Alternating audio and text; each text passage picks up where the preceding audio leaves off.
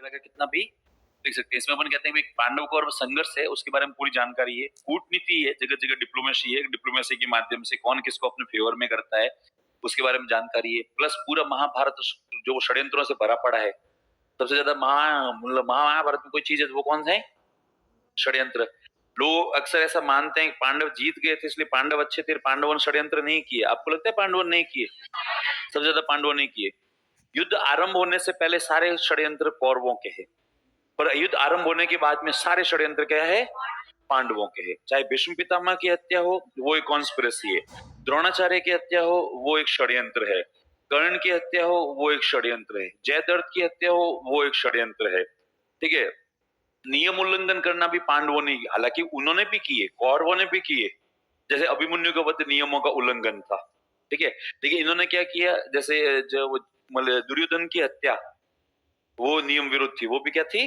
नियम विरुद्ध की गदा युद्ध का नियम होता था, जंगा के नीचे मतलब प्रहार नहीं करते। तो वो इन सब चीजों से भरा पड़ा है ये। तो बस यही है। तो लिखें इसी के साथ ये क्या हो जाता है, महाभारत समाप्त हो जाता है। लिखें आगे नेक्स्ट। महाभारत बहुत अच्छा है, देखना कभी आप लोग। देख लिया? हाँ, वो पुरानी वाली ही अच्छी है, नई वाली तो देखना भी मत गलती से भी। लिखें गैर धार्मिक साहित्य, नॉन रिलीजियस टेक्स्ट।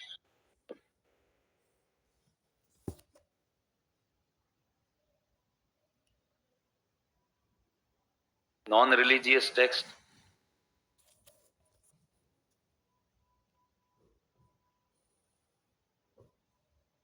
हाँ, नॉन रिलीजियस टेक्स्ट, गैर धार्मिक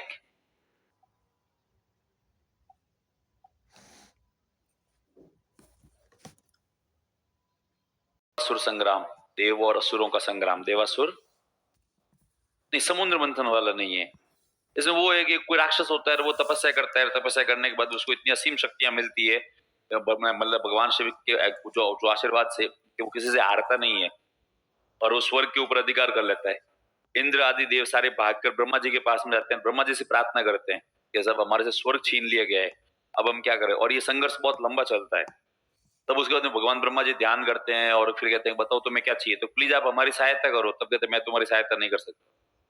तो कहते फिर तो क्या विष्णु भगवान के पास में जाए, तो विष्णु भगवान भी तुम्हारी सहायता नहीं कर सकते। इसको जो वरदान प्राप्त है इसको कोई नहीं हरा सकता, तो कोई नहीं हरा सकता। तो हाँ, इसको हराएगा समय।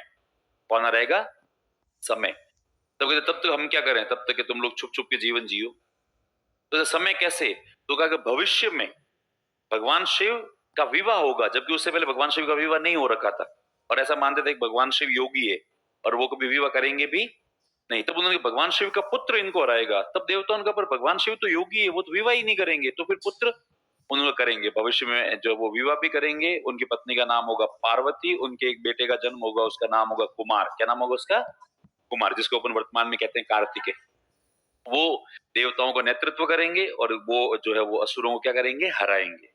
ये पूरी जो कहानी है, कुमार है तो संभव है, इसलिए इस किताब का नाम क्या है?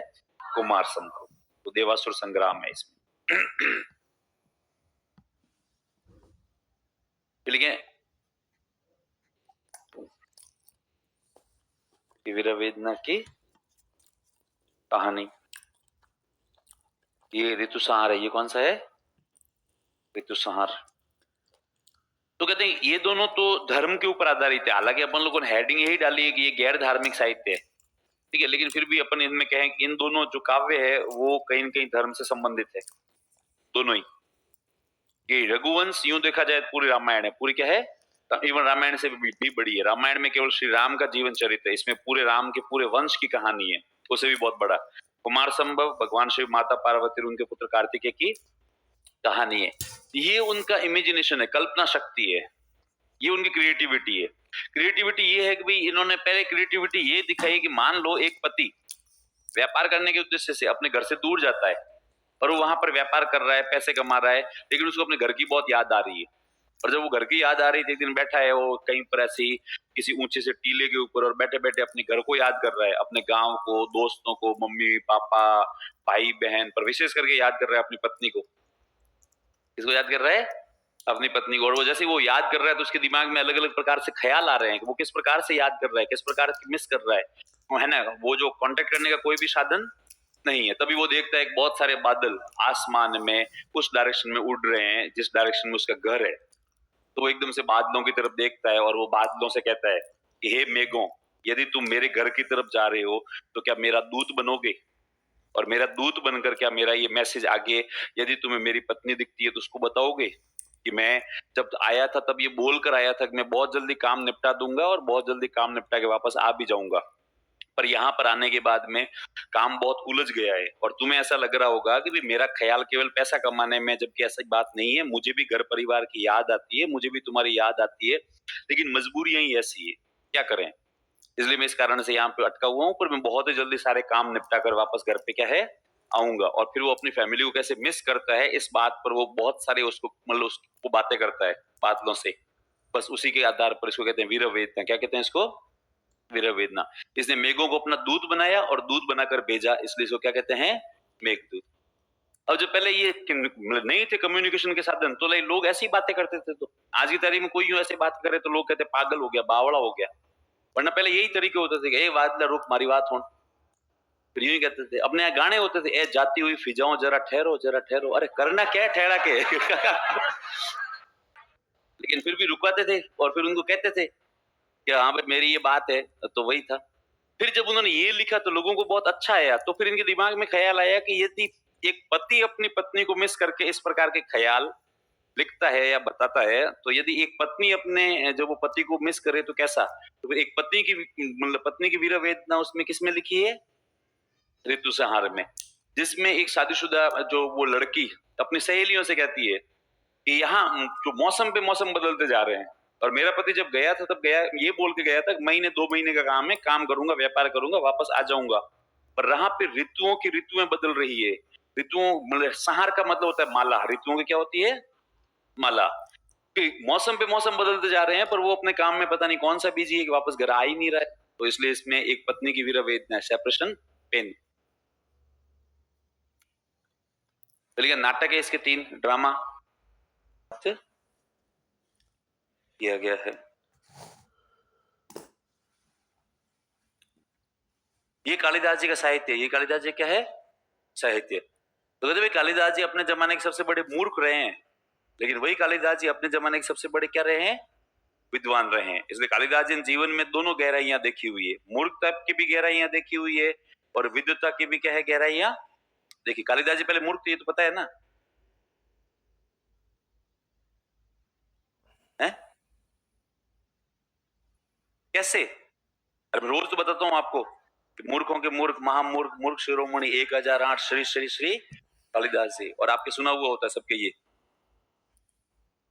किसके नहीं सुना हुआ है? नाम बताओ आ गया हो हाँ, क्योंकि कालिदास जी मूर्ख थे ये नहीं पता क्या आपको? है ना? पता है? अच्छा किसी को पता है? बस इतने सारे लोगों को ही पता। किससे नहीं सुने हुए? कौन सा किससे सुना हुआ है?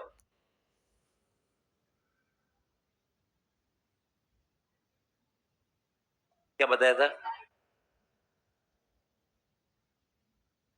बस इतना ही बताया था कि वो जो एक्चुअली तुलसीदास जी क्या इतने बड़े मूर्ख थे, ठीक है, कि तुलसीदास जी किस्सा यही है सबसे फेमस। हाँ सॉरी, कालिदास जी दोनों भाई भाई है ठीक है, तो कालिदास जी का सबसे बड़ा किस्सा यही है कि वो एक पेड़ की टहनी थी, उस टहनी पे यहाँ पर बैठकर यहां से क्या कर रहे थे? यहां से काट रहे थे, ठीक है, और नीचे से एक आदमी जा रहा था। उस आदमी ने जब इनको देखा कालिदास जी को, तो भाई ये तो सिंपल सी बात है, सब कुछ समझ में आता है। यदि यहाँ से एक काटता जाएगा काटता जाएगा काटता जाएगा, जैसे टहनी कटेगी थी आदमी खुद क्या गिरेगा? नीचे गिरेगा। तो उसने नीचे वाले आदमी ने कहा मूर्ख, तो कालिदास जी ने नीचे देखा और क्या है? उसने बेवकूफ नीचे गिर जाएगा। तो कालिदास जी ने चुपचाप अपना काम कर। उसने कहा बेवकूफ बहुत ऊंचाई पर बैठा है नीचे गिर जाएगा। कालिदास जी ने तू यहां से जा रहा है वरना मैं आऊं नीचे। उसने यार तू वाकई मूर्ख ही है। तो कालिदास जी तू जाए मैं आऊं नीचे। तो उसने नीचे वाले ने कहा मर, और नीचे वाला चला गया। और नीचे वाला ज्यादा दूर गया भी नहीं था, और जितने में कालिदास जी ने अंतिम प्रहार किया कुलाड़ी से, टहनी कट गई और ये तुलसीदास जी टहनी से धड़ाम से जमीन के ऊपर क्या हो गए थे? गिर गए थे तो उनको चोटें भी आई थोड़ी बहुत। उठे, उठ के उन्होंने वापस अपना शरीर को सही किया, कपड़े वपड़े मिट्टी विट्टी झटकी, और मिट्टी विट्टी झटकने के बाद में कालिदास जी के मन में एक ख्याल आया, कालिदास जी ने कुछ भी करो पर यार उस आदमी को पहले से पता था कि मैं नीचे गिरूंगा, उस आदमी को पहले से पता था कि मैं क्या है, नीचे गिरूंगा। ये वाली बात नहीं सुनी हुई होती आपकी पूरे, अरे ये लंबी कहानी है, क्या करोगे सुन के, कहीं काम आएगी, काम आई। चलो इतना सी बात है कि एक राजा था, ठीक है, राजा के घर पे एक बेटी का जन्म हुआ, बेटी थोड़ी सी बड़ी हुई तो लोगों को एक चीज समझ में आ गई, राजा के फैमिली को एक बात समझ में आ गई कि राजा की वो जो बेटी है वो बहुत इंटेलिजेंट है, बहुत शार्प है। तो है ना, राजा इस बात को लेकर खुश भी था कि उसकी बेटी बहुत शार्प है, बहुत इंटेलिजेंट है। पर कई बार बच्चे बहुत इंटेलिजेंट होते हैं, शार्प होते हैं, उनकी टेंशन भी थोड़ी होती है, वो किसी भी चीज से फटाफट, ज्यादा इंटेलिजेंट लोगों की प्रॉब्लम ये होता है वो मतलब किसी भी चीज से फटाफट बोर बोर हो जाया करते हैं, क्यों, उनका ग्रास्पिंग लेवल इतना फास्ट होता है कि वो चीजें फटाफट सीखते हैं, और फटाफट सीखने के बाद उनको लगता है कि ले यार अब क्या करें। तो वो राजा अपनी बेटी को देख देख कर बहुत खुश हो रहा था। राजा ने एक दिन अपने मंत्री को बुलाया और मंत्री को बुलाकर कहा कि देख मुझे मेरा मन मुझे मेरी बेटी बहुत इंटेलिजेंट लगती है, तू बता वो वाकई में इंटेलिजेंट है या केवल मुझे लगती है। तो वो मंत्री कहता है कि साहब ये तो सबको पता है कि राजकुमारी बहुत इंटेलिजेंट है। तो वो कहता है कि तू बता है ना, तेरे हिसाब से इसका भविष्य कैसा होना चाहिए। उसने कहा मेरे हिसाब से उसको अच्छे गुरु ढूंढकर इसको पढ़ने के लिए भेजा जाना चाहिए। तब राजा कहता है चल ठीक है गुरु तू ही देख। इस बात पर मंत्री गुरु देखता है, इसमें मेन करेक्टर है वो चार है, राजा, गुरु, एक मंत्री और एक राजकुमारी स्वयं। अब वो उसके बाद में जाता है गुरु और सॉरी मंत्री जाता है, और मंत्री थोड़े दिनों बाद में आके राजा से कहता है कि सर एक गुरु जी तो है पर वो मुझे ऐसा लगता नहीं कि वो घर पे आके राजकुमारी को पढ़ाएंगे, अपन बात करके आए। तब उसने कहा चल ठीक है। राजा और मंत्री दोनों मिलकर गुरु के पास में जाते हैं, गुरु जी से निवेदन करते हैं कि गुरु जी आपसे एक रिक्वेस्ट है। तब गुरु जी कहते क्या कि मेरी बेटी उसको पढ़ाना है। तब उसने कहा बिल्कुल मेरे आश्रम में सभी के लिए द्वार खुले हैं, मैं तो सबको ही पढ़ाता हूँ, पर हाँ आप ये सोचोगे आप राजा और मैं अलग से घर पे आके किसी एक को पढ़ाऊंगा, ये पॉसिबल नहीं है। यदि आपकी बेटी को पढ़ना है तो एक साधारण लड़की की तरह यहीं पर आश्रम में रहना पड़ेगा, बाकी वाले जैसे लड़कियां जीवन यापन करते हैं वैसे ही उसको जीवन यापन यहाँ पे क्या है करना पड़ेगा। किसी प्रकार का कोई वीआईपी ट्रीटमेंट नहीं है। आप चाहो तो कल से ही मतलब जो वो पढ़ने के लिए भेज देना, और आपको यदि राजकुमारी वाला वीवीआईपी ट्रीटमेंट देखना है तो कहीं जाके और देखो, मेरे पास में यही ऑप्शन है। तब राजा कहता ठीक है, मंत्री की तरफ देखता है, मंत्री कहता सबसे अच्छे गुरु तो यही है। तो वो राजा कहता ठीक है, और वो है ना राजा अपनी बेटी को लेकर आता है और गुरुजी के पास में छोड़ के चुपचाप क्या है मतलब साथ चला भी जाता है। एक दिन उस राजकुमारी की शिक्षा पूर्ण हुई, और राजकुमारी की शिक्षा पूर्ण होने के बाद में चूंकि राजकुमारी गुरुजी की फेवरेट स्टूडेंट थी, इसलिए गुरुजी इसकी जो वो शिक्षा पूर्ण होने के बाद में इसको घर पे छोड़ने के लिए आते हैं। और वो छोड़ने के बाद में राजा से कहते हैं कि इसकी की है ना वो जो शिक्षा पूर्ण हो गई है। तब वो एकदम से मतलब गुरु जैसे रवाना होता है, तब राजा कहता है गुरु जी एक बात बताओ। तब गुरु जी कहते बोलो कि क्या वाकई मुझे लगता है कि मेरी बेटी इंटेलिजेंट है या वाकई में आपको भी लगता है कि मेरी बेटी इंटेलिजेंट है।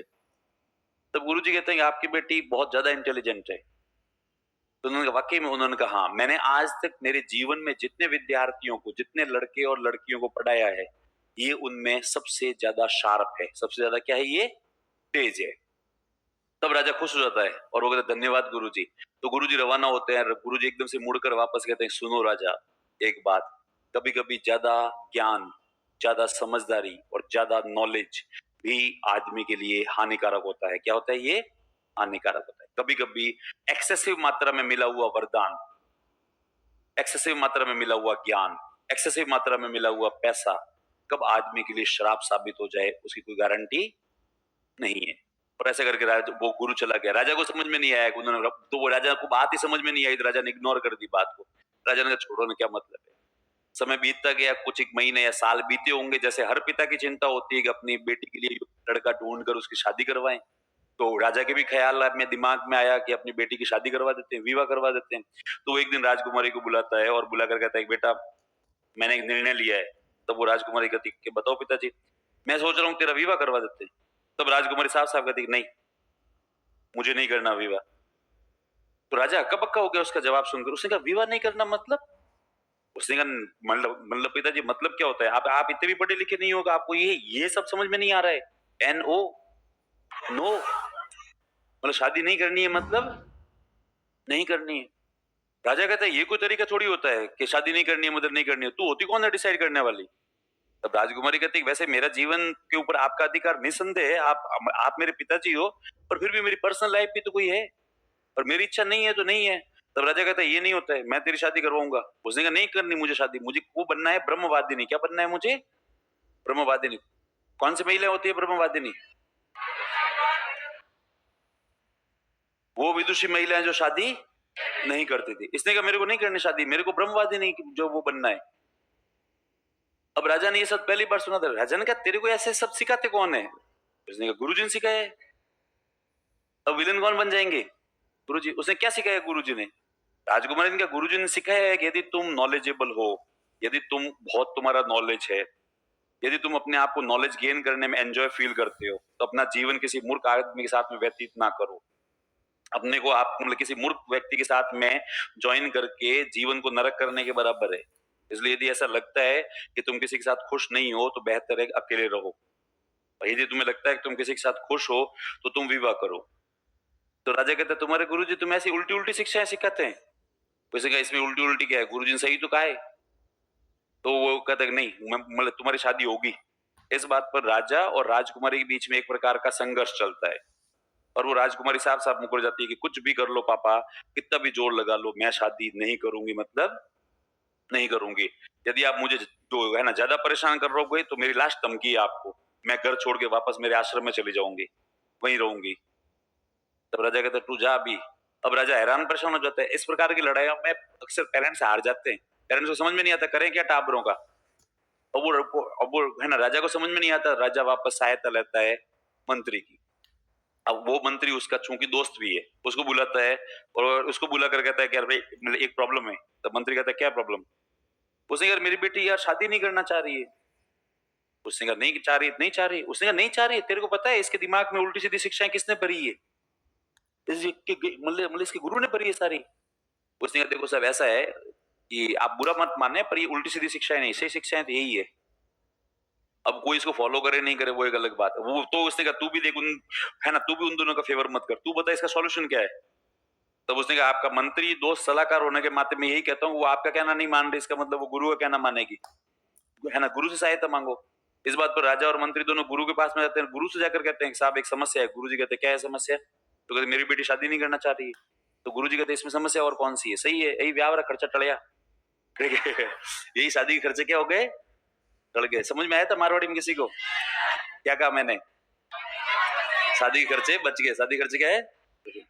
तो वो इस बात पर राजा कहता है अरे गुरु जी मजाक मत करो, है ना, समाधान बताओ। तो गुरु जी कहते इसमें समाधान क्या है? सही है तो उसका निर्णय उसकी लाइफ है, उसका निर्णय, बात खत्म हो गई। बोलेगा नहीं गुरु जी मेरी पक्की इच्छा है कि मैं मेरी बेटी की शादी करवाऊंगा और हर हाल में करवाऊंगा। इसलिए आप मेरे साथ चलो और आप जाके मेरी बेटी को मनाओ, क्योंकि मुझे एक बात समझ में आ गई है, वो आपके अलावा और किसी का कहना नहीं मानेगी, इसलिए चलो। तो गुरु जी कहते हैं कि देखो ये है तो गलत वैसे। तो भी राजा कहता है पिता होने के नाते आपके आगे हाथ जोड़ता हूँ प्लीज, एक पिता का सपना होता है अपने बेटे और बेटियों की शादियां करवाना, इसलिए चलो। तो फिर गुरुजी कहते चलो। और गुरुजी एकदम से आते हैं, राजकुमारी से वापस मिलते हैं। राजकुमारी अपने गुरुजी को देखकर बहुत खुश होती है। तब गुरुजी बातें बातें करते करते एकदम से कहते हैं तेरे कुछ याद है? तूने तू है ना सब भूल गई। तब राजकुमारी कहते हैं नहीं नहीं गुरुजी मतलब याद है सब कुछ। तो फिर कहते चल ठीक है थोड़ा सा रिविजन करते हैं। थोड़ा सा क्या करते हैं? रिवीजन करते हैं। इसलिए गुरुजी उससे धनाधन कुछ सवाल पे सवाल पूछते हैं, सवाल पे सवाल पूछते हैं। और पूछते पूछते पूछते एकदम से गुरुजी कहते हैं कि एक बात बता, इंसान के ऊपर कितने प्रकार के ऋण होते हैं? तब राजकुमारी कहते हैं 3 प्रकार के ऋण होते हैं। कौन कौन से ऋण होते हैं? देव ऋण, ऋषि ऋण, पितृ ऋण। गुरुजी कहते हैं देव ऋण क्या होता है? राजकुमारी बताती है। ऋषि ऋण क्या होता है? वो राजकुमारी बताती है। पितृ ऋण क्या होता है? तो वो कहते हैं माता पिता और पितरों की सेवा करना है, क्या होता है? पितृ ऋण। तो गुरुजी कहते हैं तू इस ऋण का पालन कर रही है क्या? तो राजकुमारी समझ जाती है कि गुरुजी ये रिवीजन करवा किस लिए रहे हैं। तो वो राजकुमारी कहते हैं मतलब गुरुजी आप मुझे पितृ ऋण याद दिलाने के लिए आए हो यहाँ पे?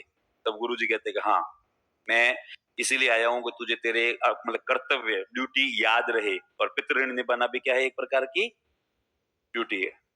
तो वो एकदम से राजकुमारी कहते ठीक है मान लिया गुरुजी आपकी बात, पर मेरे पिताजी मेरे लिए कोई मूर्ख लड़का ढूंढ के लेके आएंगे, फिर मुझसे शादी करूंगी, मेरा पूरा जीवन नरक हो जाएगा। गुरुजी आप बताओ। तब एकदम से राजा बीच में कूद पड़ता है। यदि गुरुजी बात कर रहे होते सब कुछ सही हो जाता। राजा को लगा मतलब राजा ने एकदम से मतलब तू शादी करने के लिए तैयार है? तब राजकुमारी कहती हाँ तैयार हूं, पर लड़का मुझसे ज्यादा विद्वान होना चाहिए। तो मतलब राजा ने कहा चल ठीक है डन, तेरे से ज्यादा विद्वान लड़का ढूंढ के लेके आऊंगा। गुरुजी कहते मेरी बात सुनो। तो वो राजा कहता गुरुजी आपका काम हो गया, मेरी बेटी शादी के लिए मान गई, आपका काम क्या है हो गया, बहुत बहुत धन्यवाद आपको, बस अब आप जा सकते हो।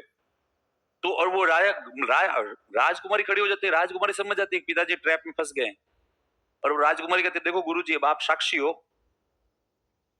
तो वो है ना, राजा कहता है कैसा साक्षी मतलब? उन्होंने साक्षी मतलब ये कि आपने कहा है कि आप मुझसे ज्यादा अच्छा लड़का ढूंढ के लेके आओगे, ठीक है? यदि आप ढूंढ के लेके आ गए तो मैं उससे शादी करने के लिए क्या हूं, तैयार हूं। राजा को शायद इतना नॉलेज नहीं था ज्ञान का, इसलिए राजा को लगा ढूंढना आसान ही होगा। इसलिए राजा ने कहा हाँ हाँ पक्का पक्का पक्का, तेरे से ज्यादा इंटेलिजेंट ढूंढ के लेके आऊंगा। तो भी राजकुमारी कहते देखो गुरुजी अब आप बीच में एविडेंस हो, आप बीच में गवाह हो, याद रखना मुझसे ज्यादा विद्वान लड़का ढूंढ के लेके आएंगे। यदि ये मुझसे ज्यादा विद्वान लड़का ढूंढ के लेके आए तो मैं शादी करने के लिए तैयार हूं, और यदि ये लेकर नहीं आए तो फिर आप मेरे को शादी करने के लिए दोबारा मत कहना। तो राजा कहता है गुरुजी हाँ हाँ आप तो यस बोल दो। तो गुरुजी ने थोड़ी देर कहा कि यस तो मैं नहीं बोलूंगा, पर हाँ मैं इस बात का एविडेंस हूं, आपने ऐसा कहा है, अब मैं जाऊं? गुरुजी चले गए, राजकुमारी चली गई। तब गुरुजी मुड़कर एकदम से वापस राजा से कहते हैं कि राजा बहुत गलत जगह फंस गए हो, बहुत ही क्या है, गलत जगह फंस गए हो। अब राजा ने घोषणा करवा दी कि मुझे मेरी बेटी के लिए योग्य लड़का चाहिए, बस एक छोटी सी शर्त है, शास्त्रार्थ में मेरी बेटी को हराना है। मतलब रिलीजियस डिबेट, शास्त्रार्थ का मतलब क्या होता है, रिलीजियस डिबेट, कि शास्त्रार्थ में मेरी बेटी को हराना है, मेरी बेटी को हराओ और उससे शादी करो, बस इतनी छोटी शर्त है। अब लड़के आ रहे थे, क्योंकि राजकुमारी की सुंदरता के नॉलेज के चर्चे चारों तरफ थे। लड़के आ रहे थे पर राजकुमारी के सामने शास्त्रार्थ में कोई एक दो मिनट भी टिक नहीं पा रहा था। आ रहा था बैठ रहा था, कबूतर बन के उड़ के जा रहा था, आ रहा था बैठ रहा था, कबूतर बन के उड़ के क्या है, जा रहा था। अब यही करने, अरे रोज रोज इन टाबरों के सामने जूस मत पिलाओ, बददुआओं से मर जाऊंगा मैं, ठीक है? ठीक है, तब कंडीशन वही थी। तो धीरे धीरे कोई आना ही बंद हो गया। लोगों में ये बात फैल गई थी कि राजकुमारी से जाकर शास्त्रार्थ करने का मतलब है हारना, और ये हार का ठप्पा लगाने से बेहतर है कि जाओ ही मत। अब कोई आ ही नहीं रहा था। राजा ने इधर उधर जितने हाथ पैर मारने थे सारे हाथ पैर मार लिए, लेकिन कोई नहीं आ रहा है। अब तो अच्छे से अच्छा विद्वान लड़का भी ढूंढे, उसको कहे ले आ जाए एक बार। वो कहे नहीं नहीं नहीं नहीं, मैं ऐसे ही ठीक हूँ, वरना एक प्रकार का ठप्पा लग जाएगा। रिजेक्टेड का ठप्पा इस दुनिया में कोई नहीं लगाना चाहता, कोई भी लड़का हो या लड़की हो। विशेष करके शादी के मामले में, एग्जाम के मामले में रिजेक्टेड का ठप्पा लग जाए ना, कि साहब एनडीए का एग्जाम दिया था मतलब रिजेक्ट हो गया, कोई नहीं चलता है। पर छोरी देख गई तो छोरी मना करें पाछो काट दियो तो आज आदमी का जीना बेचारे का आराम हो जाएगा। ले यार इसको तो छोरी ने भी क्या कर रखा है, रिजेक्ट कर रखा है। इसलिए कोई आ ही नहीं रहा है, आ नहीं रहा है। तो अब धीरे धीरे राजा की समस्या वापस बढ़ गई। तो राजा वापस उस मतलब अपने मंत्री से बात करता है। मंत्री ने कहा सर आपको पूरी बात राजा मतलब गुरु को ही करने देनी थी। उसने कहा चल अब वापस वही मतलब वापस राजा कहता है कि अब तू बता करें क्या। मंत्री वापस वही कहता है सब क्या कर सकते हैं, बस आरे का सहारा बाबा श्याम हमारा। अब वापस चलो गुरुजी के पास में, वापस गुरुजी के पास में जाते हैं। गुरुजी से कहते हैं गुरुजी गलती हो गई, वो बड़ी बड़ी बातें कर तो दी थी आपके सामने। तब गुरुजी कहते हैं कि जब आपने कहा था ना योग्य लड़का ढूंढ के लेके आओगे, तभी मैंने आपको कहा था कि आप भूल गए थे। जब मैं पहली बार आया था तब मैंने कहा था कि मैंने मेरे आज तक जीवन में जितने लोगों को पढ़ाया, लड़के हो या लड़कियां हो, उनमें सबसे विद्वान कौन है, ये है। तो आप इससे ज्यादा इंटेलिजेंट कहां से ढूंढ के लाओगे, और आपने जोश जोश में वादा कर दिया था ढूंढ के लेके आओगे। राजा क्या साहब अब काली धौड़ी जड़ी गा हूं, आप ही गाय हूं, अब मैं जो हूं सो मैं आपके आगे हूं, और प्लीज मेरे इस समस्या का समाधान करो। अब वो उन्होंने मैं कैसे कर सकता हूं, मैं बार बार आके आपकी बेटी से बात नहीं करूंगा। गुरु पद की भी एक मर्यादा होती है, हर पद की एक मर्यादा होती है। कि कोई आपका कहना मान रहा है इसका मतलब ये नहीं है कि आप उसको बार बार जाके उसके ऊपर दबाव बनाओगे कि ले तू मेरे कहने से ये कर दे, मेरे कहने से क्या है ये कर दे। मैंने आपसे कहा था एक बार ऐसा करने के लिए, लेकिन अब मैं दोबारा नहीं कहूंगा। तो फिर राजा कहता है चलो ठीक है, मैं एक पिता होने के नाते आपसे निवेदन करता हूँ, प्लीज आप योग्य लड़का मेरे लिए ढूंढ के लाओ। गुरुजी का दिमाग खराब हो गया है। मैं पढ़ाता हूँ टाबरों को, मैट्रिमोनियल का जो वो ऑफिस नहीं है मेरे, कि मैं लड़कों के लिए लड़कियां ढूंढूं, लड़कियों के लिए क्या ढूंढूं, लड़के ढूंढूं, ये काम नहीं है मेरा। गुरुजी ने तो वो राजा रिक्वेस्ट करता है प्लीज। तब गुरुजी कहते देखते हैं। तब राजा कहते कितने, 2-3 महीने। 2-3 महीने बीत जाते हैं, राजा वापस आता है, गुरुजी कहते नहीं मिला। फिर वापस राजा कहता है 2-3 महीने और टाइम दिया। ऐसे करके वो 2-3 बार का टाइम निकाल देते हैं। लास्ट में राजा गुस्सा हो जाता है। राजा गुस्सा होकर गुरुजी से कहता है गुरुजी इतने दिन तो पिता होने के नाते रिक्वेस्ट कर रहा था, अब राजा होने के नाते आदेश दे रहा हूँ कि योग्य लड़का ढूंढ के लेके आओ, वरना मुझसे बुरा कोई नहीं होगा। गुरुजी कहते हैं मैं तुम लोगों के चक्कर में ठीक फंसा हुआ हूँ, चलो ठीक है मैं देखता हूँ। गुरुजी और देखते हैं लेकिन कोई भी उनको योग्य लड़का नहीं मिलता। फाइनली गुरुजी एक दिन आते हैं, राजा से कहते हैं कि साहब वो नहीं मिल रहा है ऐसा कोई। तो राजा गुस्से में आ जाता है। अब देखना इस पूरे गलती में गुरुजी की कोई गलती नहीं, राजकुमारी की गलती है, लेकिन बाद की पहली गलती है वो राजा की। राजा गुस्से में आ जाता है, राजा गुस्से में आके भड़क जाता है और कहता है गुरुजी आपसे एक ढंग का लड़का ढूंढा नहीं जा रहा है क्या? तब गुरुजी ने कहां से लाऊं ढंग का लड़का, जैसा लड़का, ऐसा लड़का जो राजकुमारी से श्रेष्ठ हो, ऐसा नहीं मिल रहा है कहीं पर भी। श्रेष्ठ तो छोड़ो, इक्वल हो, वो ही नहीं मिल रहा है कहीं पर भी। तब उसने कहा मैं नहीं जानता, मुझे मेरी बेटी की शादी इस साल में करवानी है, मतलब करवानी है। और राजा बोलते बोलते शायद तक उसका दिमाग हैंग हो गया या बहुत बड़ी गलती हो गई, उसने एकदम से बोलते बोलते गलती से इतना कह दिया कि यदि आप पिछले आगे कुछ महीनों में योग्य लड़का ढूंढ के लेके नहीं आए तो मैं मेरी बेटी की शादी तो मैं मुझे करवानी है और कोई नहीं मिला तो आपसे ही करवा दूंगा, आपसे क्या है करवा दूंगा। इतना बोलते अब राजा ने जैसे ही बोल तो दिया, उसे समय पता नहीं कोई नौकरानी दासी या राजकुमारी सहेली पास से जा रही थी, उसने ये बात सुन ली और वो सुन के चली गई। उसने ये नहीं सुना पूरी बात क्या है। चूंकि राजा ने इतना बोला तो राजा को बोलते ही अपनी गलती का एहसास हो गया, तब तो गुरुजी भड़क गए, राजा की बात खत्म होती। और गुरुजी का मतलब दिमाग खराब हो गया तेरा, मतलब कुछ भी बोले जा रहा है। तो वो मतलब राजा ने कहा अरे सॉरी मेरी गलती। उन्होंने कहा तुझे पता है वो मेरी शिष्य है और शिष्या पुत्री के समान होती है, पुत्री के समान नहीं होती, शिष्या क्या होती है, पुत्री ही होती है। और मतलब तू कुछ भी बोला जा रहा है, मतलब बोलने का तेरे कोई मतलब ऐसा ठिकाना ही नहीं है। अब राजा हाथ जोड़ देता है, कहता है सर मुझे पता है कि वो जैसे मेरी बेटी है वैसे वैसे आपकी भी बेटी है, ठीक है, पर मैं एक्चुअली दिमाग खराब हो गया था मेरा, मैं उसी शादी के बारे में सोच सोच, इसलिए गलती से मेरे मुंह से निकल गया, मेरा ऐसा कोई उद्देश्य नहीं था, मुझे मेरी गलती का मतलब गुरुजी वाकई में एहसास है, मैं आपसे माफी मांगता हूँ प्लीज। उन्होंने कहा माफी मांगते मतलब पाप किया है तूने, पाप मतलब ऐसा बोला तो बोला ही कैसे, इसकी पनिशमेंट बनती है। इधर गुरुजी राजा को डांट रहे हैं, राजा अपनी गलती स्वीकार कर रहा है, तब तक उसी किसी दासी ने जिसने भी सुना था उसने जाके राजकुमारी से कह दिया कि ऐसी ऐसी बात है। राजकुमारी भड़क जाती है, राजकुमारी भड़क कर कहती है मेरे पिताजी तो मूर्ख है ही, पर उन्होंने गुरुजी से ऐसी बात की, गुरुजी ने ऐसी बात सुन भी ली, ये मुझे बहुत ज्यादा बुरी लग रही है। इसलिए राजकुमारी भागी भागी आती है, राजकुमारी ये नहीं देखती कि यहाँ इनके बीच में क्या वार्तालाप आता है, राजकुमारी आके इनकी लड़ाई में इन्वॉल्व हो जाती है। और राजकुमारी पूरी बात जाने बिना बात बात के अंदर अपने गुरु का 2 या 3 बार अपमान कर देती है। और वो राजकुमारी बोल देती है मैंने आपको क्या समझा था, मैंने आपको अपना भगवान माना, ईश्वर माना, पिता के बराबर माना, आप मेरे पिताजी से ऐसी बात कर रहे हो। तो गुरुजी ने बेचारों ने बीच में 4-5 बार कहा अरे मेरी बात तो सुन ले, राजा कह रहा है मेरी बात तो सुन ले, लेकिन राजकुमारी मतलब बोलती जाती है, सुनती नहीं है, सुनती नहीं है।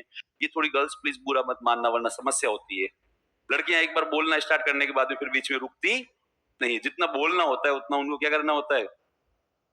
अब जब उसने गुरुजी का 2-3 बार अपमान किया तो गुरुजी को थोड़ा सा बुरा लग गया, अच्छा कुछ लड़कों में भी ऐसी आदतें होती है ठीक है। तो वो जो वो इतना बोला तो गुरुजी 1-2 बार 3 बार तो सहन करके लास्ट में गुरुजी को भी बुरा लग गया। गुरुजी को हद है यार, मेरा कोई लेना देना नहीं इस पूरे मामले में, ये बाप बेटी मुझे यूं ही हर बात में जो घसीट रहे हैं। गुरुजी गुस्से में एकदम से राजा की तरफ देखते हैं और कहते बहुत जल्दी आऊंगा और योग्य लड़का ढूंढ के लेके आऊंगा, और गुरुजी गुस्से में निकल गए वहां पे। अब गुरुजी के मन में भयंकर क्रोध आ गया, गुरुजी ने कहा मेरी बिल्ली मुझे ही म्याऊ, मैंने ही पढ़ा लिखा कर इस लायक बनाया और वो बोले इसी ज्ञान के बहाने मेरे ऊपर ही गुस्सा कर रही है। और गुरुजी कह रहे मैं इस घमंडी अहंकारी लड़की का अहंकार तोड़ के रहूंगा, इसलिए इसकी शादी इस दुनिया के सबसे मूर्ख व्यक्ति से करवाऊंगा। और ऐसे करके गुरुजी निकल पड़ते हैं। इधर राजकुमारी को जितना बोलना होता है उतनी बोल जाती है, बोलने के बाद जैसे थक जाती है, थक के बैठ जाती है, तो फिर राजा उसके पास में आता है, कहते हैं बेटा पानी वानी पी ले, तेरे कुछ और बोलना है। तब राजकुमारी कहती है नहीं अब और कुछ नहीं बोलना है। तो वो फिर उसके एक्चुअली राजा पूरी बात बताता है, तो पूरी बात बताता है तो राजकुमारी आंखों में आंसू आ जाते हैं और कहते हैं मतलब मेरे गुरुजी की कोई गलती नहीं है। तब उसने कहा नहीं है। तो राजकुमारी कहती पापा ये बात आपको पहले बतानी चाहिए थी ना। राजा कहता क्या कहा तूने। उसने कहा ये बात पिताजी आपको मुझे पहले बतानी चाहिए। उसने कहा मैंने कम से कम तेरे को 10 से 20 बार टोका था बीच में कि सुन ले मेरी बात, सुन ले मेरी बात, पर तू तो हाइपरसोनिक मिसाइल की तरह बोलती जा रही थी, बीच में कहीं रुकने का नाम क्या है ले ही नहीं रही थी। और वो भयंकर रोती है राजकुमारी और कहती है मतलब मैंने मेरे देवता तुल्य गुरु का इतना बड़ा अपमान कर दिया और वो भी एक बार नहीं 2 या 3 बार कर दिया। तब इस बात पर राजा कहते हैं रो मत, चिंता मत कर, तेरे गुरुजी से तेरे से बहुत ज्यादा स्नेह करते हैं जैसे मैं करता हूँ, तू उनके पास जा माफी मांग, वो तुझे क्या कर देंगे माफ कर देंगे। तब वो कहते हाँ यही आइडिया अच्छा है। और राजकुमारी हाथों हाथ अपने रथ पर सवार होकर सीधा आश्रम की तरफ चलती है। पर गुरुजी गुस्से में थे। गुरुजी आश्रम जाते हैं, अपना थोड़ा बहुत सामान पैक करते हैं, थैले में डालते हैं, और गुरुजी ढूंढ पड़ते हैं मूर्ख लड़के की तलाश में। पहले मतलब गुरुजी ढूंढ रहे थे विद्वान लड़का, अब गुरुजी कैसा लड़का ढूंढने जाएंगे? मूर्ख लड़का। इधर राजकुमारी आश्रम में जाके पूछती गुरुजी किधर है? तब आश्रम के लोगों का पता नहीं, कहीं चले गए। राजकुमारी कहती कहाँ चले गए मतलब? उन्होंने पता नहीं, गुस्से में आए थे, कुछ बोला नहीं। उनको देखकर लग रहा था गुस्से में कुछ ज्यादा ही थे, और उन्होंने कुछ अपना सामान पैक किया और चुपचाप उठ के चले गए। हमने पूछा भी था गुरुजी कब आओगे? गुरुजी का वो एक्चुअली पक्का नहीं है कब आऊंगा, बस आ जाऊंगा जल्दी। अब राजकुमारी ने निर्णय लिया कि वो वहीं पर बैठकर गुरुजी का इंतजार करेगी। जब तक गुरुजी नहीं आएगी, गुरुजी से माफी नहीं मांगेगी, तब तक वो बिल्कुल साधारण जीवन व्यतीत करेगी। इधर गुरुजी आ नहीं रहे हैं। गुरुजी राजकुमारी के लिए क्या ढूंढ रहे हैं? एक मूर्ख, मूर्ख नहीं, महामूर्ख। अब वो महामूर्ख ढूंढते ढूंढते गुरुजी ने कई सारे मूर्ख ढूंढे, कई सारे मूर्ख ढूंढे थे, लेकिन गुरुजी इन मूर्खों की मूर्खताओं से भी सेटिस्फाई नहीं हो रहे थे। और वो गुरुजी कह रहे थे यार ये दुनिया इनकम्प्लीट टाइप की सी है, विद्वान ढूंढने जाओ तो विद्वान मिल नहीं रहे हैं, महामूर्ख ढूंढने जाओ तो महामूर्ख भी क्या है, मिल नहीं रहे थे। ऐसे में गुरुजी एक दिन यूं करते करते यहाँ से गुजर रहे थे, और जैसे यहाँ से गुजर रहे थे तब उनकी मुलाकात होती है मूर्खों के मूर्ख महामूर्ख मूर्ख शिरोमणि 1000 श्री 8 श्री श्री श्री कालिदास जी से। गुरुजी इनको ही देखते हैं टहनी पे बैठे हुए, तब गुरुजी कहते हैं मूर्ख नीचे गिर जाएगा, और वो कालिदास जी ने कहना नहीं माना, और गुरुजी चले गए। गुरुजी चले गए, कालिदास जी गिर गए, गिर गए तो कालिदास जी उठे, और कालिदास जी उठने के बाद में कहा कुछ भी कहो यार, उस आदमी को था तो पहले से पता कि मैं क्या हूँ, गिरने वाला हूँ। पर फिर कालिदास जी कहते हैं उसको कैसे पता था पहले से कि मैं नीचे गिरूंगा? फिर कालिदास जी दिमाग में कुछ ख्याल आते हैं, कालिदास जी भागते हैं पैदल पैदल। गुरुजी ज्यादा दूर गए नहीं थे, 100 मीटर गए होंगे, और जाके वो जो कालिदास जी ने गुरुजी को पकड़ लिया, और जैसे गुरुजी को पकड़ा गुरुजी पीछे मुड़े, मुस्कुराए और कहा गिर गया ना? तो कालिदास जी ने हाँ गिर तो गया। तो गुरुजी ने कहा चल ठीक है फिर छोड़, तो उसने कहा नहीं छोड़ू कैसे, आपने कहा था मैं गिरूंगा, और बाद में मैं क्या है, गिर भी गया। अब प्रश्न ये कि आप मुझे ये बताओ आपको पहले से कैसे पता था कि मैं गिरूंगा? तो गुरुजी मुस्कुराए, गुरुजी ने कहा बेवकूफ तो उल्टी साइड में बैठ के काट रहा था टहनी को। उसने उल्टी साइड तो कहते कालिदास जी इतनी मूर्ख थे, कालिदास जी उल्टा साइड और सीधा साइड भी समझ में नहीं आ रहा था। कालिदास जी ने कहा कि उल्टी साइड और सीधी साइड तो छोड़ो, प्रश्न ये है आपको कैसे पता था कि मैं नीचे गिरूंगा? गुरुजी ने कहा बेवकूफ तो उल्टी साइड बैठ के काट रहा था। उसने कहा नहीं उल्टी साइड क्या होता है बताओ, ये बताओ नीचे गिरा तो गिरा कैसे? तो वो है ना, वो जो गुरुदास मतलब कालिदास जी ने कहा देख ये पेड़ है, ये टहनी है, यहाँ से कटेगा ये टहनी नीचे गिरेगी ना? कालिदास जी ने कहा हाँ। तो तू यहाँ पे बैठ के काट रहा था? उसने कहा हाँ वो तो मैं यहाँ बैठ के काट रहा था, पर मैं नीचे क्यों गिरा? गुरुजी ने कहा तू पागल है क्या यार? उसने हाँ पता नहीं, लोग मेरे को कहते तो है कि मैं पागल हूँ मूर्ख हूँ, क्यों कहते हैं मुझे नहीं पता, पर तू तो मुद्दे की बात ये है कि ये बता मैं नीचे क्यों गिरा, तो मतलब क्या ही गिरा। अब गुरुजी ने कहा तू मेरे को छोड़ प्लीज, और गुरुजी को लगा पता नहीं मूर्ख है। गुरुजी ने अब तक इतने पागल देख रखे थे, इतने मूर्ख देख रखे थे, गुरुजी को एक साधारण सी बात लगी, गुरुजी ने दिया कालिदास जी को धक्का और कहा मूर्ख के पल्ले पड़ गया, गुरुजी भाग गए। गुरुजी भाग गए तो गुरुजी थे, गुरुजी में इतना वो है ना, गुरुओं में ज्ञान होता है, ज्यादा ताकत नहीं होती है। कालिदास जी एक बार गिरे होंगे, वापस उठे होंगे और कहा जाए कटे दौड़े, और कालिदास जी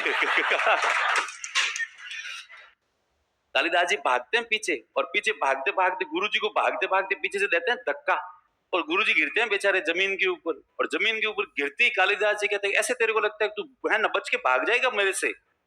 गुरुजी ने कहा यार तू मतलब प्लीज मेरे को छोड़ दे। उसने नहीं छोड़ूंगा नहीं, पहले मेरे सवाल का जवाब दे कि तुझे कैसे पता था कि मैं नीचे क्या है, गिरूंगा?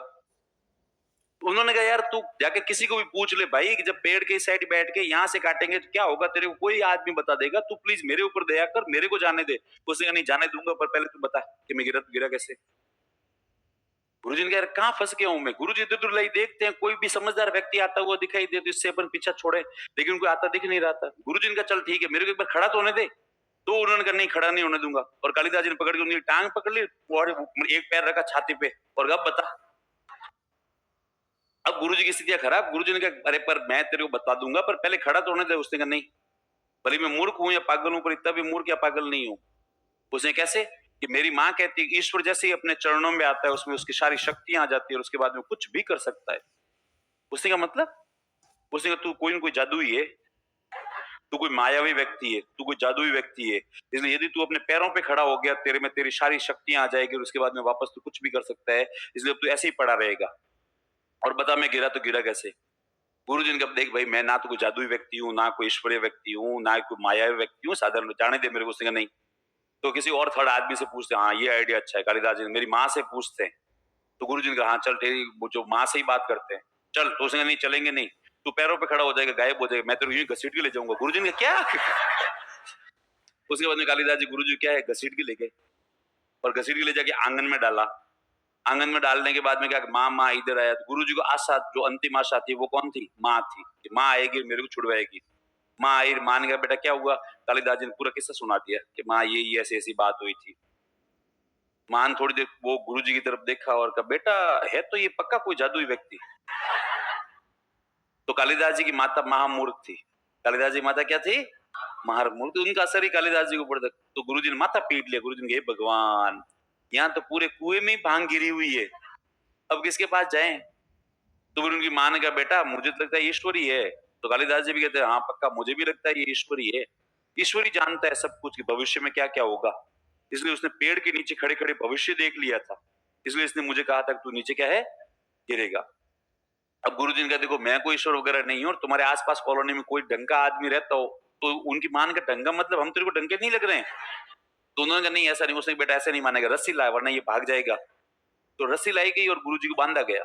गुरु जी को बांधने के बाद में कहा बोल तू ईश्वर है। गुरु जी ने कहा मैं ईश्वर नहीं हूँ, क्यों तुम लोग मेरे मुंह से इतना बड़ा पाप करवा रहे हो, प्लीज मेरे को जाने दो। तो उनकी माँ कहती है कि बेटा ये ऐसे नहीं मानेगा, लट ला। तो कालिदास जी के लट लेके आए और गुरु जी एक लट मारा धड़ाम से, और धड़ाम से लट मारा तो गुरु जी को भयंकर दर्द और पीड़ा हुई। और पीड़ा होने के बाद गुरु जी कुछ और बोलते उससे पहले कालिदास जी ने सेकंड मार जैसे लट उठाया, तब गुरु जी को ज्ञान की प्राप्ति हो गई। तब गुरु जी क्या हो गई थी? ज्ञान की प्राप्ति होते ही गुरु जी चले, अरे अरे बस बस बस बस मैं ही ईश्वर हूँ। तो कालिदास जी ने मेरे को शुरू से पता था कि तू ईश्वर है, पर तू मान नहीं रहा था। अब उनकी मां ने कहा कि देखो ईश्वर पहले मान लिए होते तो कालिदास जी अरे माँ ईश्वर ऐसे इजीली थोड़ी ना मानता है मैं ईश्वर हूँ, ये तो अपने क्या मारा पीटा ना तभी जाके माना है। गुरु जी ने कहा बिल्कुल, मैं तुम लोगों ने मुझे मारा पीटा तभी मुझे समझ में आया, तुम्हारे सामने स्वीकार करना पड़ेगा कि मैं ही कौन हूँ, ईश्वर हूँ। अब गुरु जी को एक बात और समझ में आ गई थी कि वो जिस मूर्ख व्यक्ति की तलाश कर रहे थे वो मिल गया है, वो यही है। वो क्या है? अब गुरु जी को खोला गया, गुरु जी को वापस मतलब अच्छे से कपड़े दिए गए, गुरु जी को अच्छे से खिलाया पिलाया गया। अब कालिदास जी की माँ दोनों उनके सामने हाथ जोड़ के बैठे हैं, क्योंकि वो लोग ये दोनों बड़े आदमी है और उनको लग रहा है कि वो सामने बैठा व्यक्ति वास्तव में क्या है, ईश्वर है। हाथ जोड़ के बैठे होते हैं। तब उनकी माँ उनसे कहती है कि आपको पता है ईश्वर? तब गुरु जी कहते ईश्वर मत कहो मुझे, कॉलोनी के लोग मुझे जान जाएंगे। तो क्या कहें आपको? मुझे तुम लोग गुरु जी कहा करो। तो उन्होंने कहा हाँ। तो क्या आपको पता है गुरु जी, सारे कॉलोनी के लोग मिलकर मेरे बेटे को चिढ़ाते हैं और कहते हैं मेरा बेटा मूर्ख है मूर्ख है। आप बताओ मेरा बेटा मूर्ख है क्या? गुरु जी ने कहा बिल्कुल नहीं। किसने कहा मूर्ख है? तो ये सारे कहते हैं मूर्ख है मूर्ख है। देखो आप यहाँ पे ऐसे गुरु की लुक में घूम रहे थे, किसी ने आपको पहचाना क्या? नहीं पहचाना ना, पर मेरा बेटा आपको पहचान गया कि आप ईश्वर हो। गुरु जी ने कहा बिल्कुल। अब बताओ बेटा मेरा बेटा मूर्ख है या नहीं है? गुरु जी ने मन ही मन सोचा मूर्ख नहीं है ये, महामूर्ख है। मूर्खों का मूर्ख, महामूर्ख, मूर्ख शिरोमणि है ये। पर 1008। लेकिन फिर भी गुरु जी कहते नहीं नहीं नहीं, तुम्हारा बेटा बहुत ज्ञानी है, पर इसमें ज्ञान में अभी थोड़ी और कमी है। तो उनकी माँ कहते फिर इसको मेरे साथ भेजो, मेरा चेला बनाकर। तो कहा ठीक है। अब गुरु जी रवाना हो गए, साथ में शिष्य के रूप में कौन है? कालिदास जी। और गुरु जी थोड़े आगे गए, थोड़े आगे जाकर गुरु जी ने कालिदास जी का सुन। तब कालिदास जी ने हाँ बताओ गुरु जी, अब मैं तेरे को जहां पे लेके जाऊं वहां तेरे को बोलना नहीं है, जब तक मैं नहीं कहूं तब तक मुंह भी नहीं खोलना है। उसने ठीक है गुरु जी। तो फिर गुरु जी मुझे कुछ कहना होगा तो गुरु जी ने कहा तू केवल इशारे करना, मैं तेरे इशारे समझ जाऊंगा, इशारों से मैं अपन बात करेंगे आपस में। तेरे को बोलना कुछ भी नहीं, मैं जो कहूं तेरे को बस चुपचाप चुपचाप खड़े रहना है, मौन, और मैं जब कहूं तब बोलना है। उन्होंने कहा ठीक है। तो उसके बाद में गुरुजी पहुंच गए सीधे, जो वो है ना राजा के, जो वो है ना दरबार में, कोर्ट में। राजा गुरुजी को देखते खड़ा हो जाता है, गुरुजी इतने महीनों बाद में। गुरुजी ने कहा फिर आपने ही तो कहा था विद्वान लड़का ढूंढ के लेके आया हूँ, ढूंढ के आया हूँ। राजकुमारी को बुलाओ। तो कहते राजकुमारी तो आपके आश्रम में शायद गई हुई है, तो जहां भी फटाफट बुलाओ, मेरे पास टाइम नहीं है। अब राजकुमारी को बुलाया जाता है। राजकुमारी आके गुरुजी को देखती है और वो गुरुजी से माफी मांगना चाहती है, पर गुरुजी में गुस्सा इतना ज्यादा है अभी भी कि गुरुजी उसको दूर ही रोक देते हैं और कहते वहीं पे खड़ी रह जा। तब राजकुमारी कहती गुरु जी पहले एक बात कर ले। गुरु जी का मेरे पास इतना समय नहीं है कि मैं तुम लोगों सबसे बात करूं अलग अलग, तुम लोग मेरा ऑलरेडी पहले ही समय बहुत ज्यादा क्या कर चुके हो, खराब कर चुके हो। इसलिए ये लड़का है और वो सीधे राजा से ही बात करते हैं। ये महात्मा है, बड़ी मुश्किल से हिमालय की पहाड़ियों में मिले हैं, गुफा के अंदर बैठकर कठिन तपस्या कर रहे थे, शादी के लिए तैयार भी नहीं थे, बड़ी मुश्किल से मनाया इनको शादी के लिए, तब जाकर ये माने।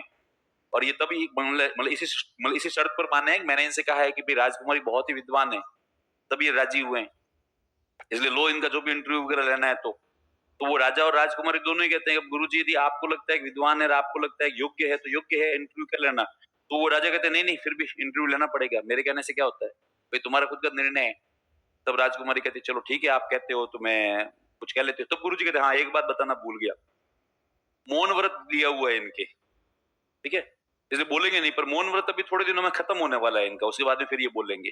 पर अभी इशारों में बात करेंगे, पर कोई नहीं, मैं इनसे एक्चुअली इशारों में बात करके हैबिचुअल हूँ, इसलिए आप इनसे प्रश्न पूछें, ये जो भी इशारा करेंगे मैं उसका अर्थ बताऊंगा। तब राजकुमारी ने प्रश्न पूछा कि हे महात्मा आप बताओ क्या ईश्वर एक है। तब वो कालिदास जी ने देखा कि भाई लड़की ने राजकुमार ने एक अंगुली दिखाई है, तो कालिदास जी और तो कुछ समझ में नहीं आया। कालिदास जी ने गुरु जी की तरफ देखा और मन ही मन बड़बड़ाया कि देखो गुरु जी आज छोरी मन एक अंगुली दिखा रही है, इसको कहो कि इसने मेरे को आगे से एक अंगुली दिखाई तो मैं इसको दो अंगुलियां दिखाऊंगा।